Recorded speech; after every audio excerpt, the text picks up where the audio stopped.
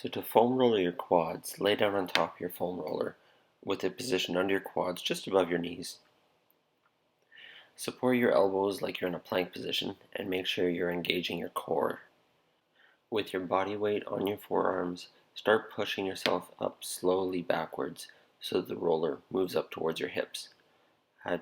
Don't roll it over the kneecaps.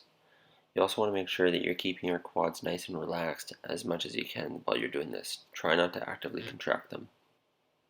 Now, if you want to work deeper on one side, then you might prefer the one leg variation of foam rolling your quads.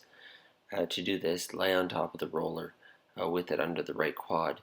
You can either rest the left leg under your over top of your right quad, or you can have it hanging off to the side.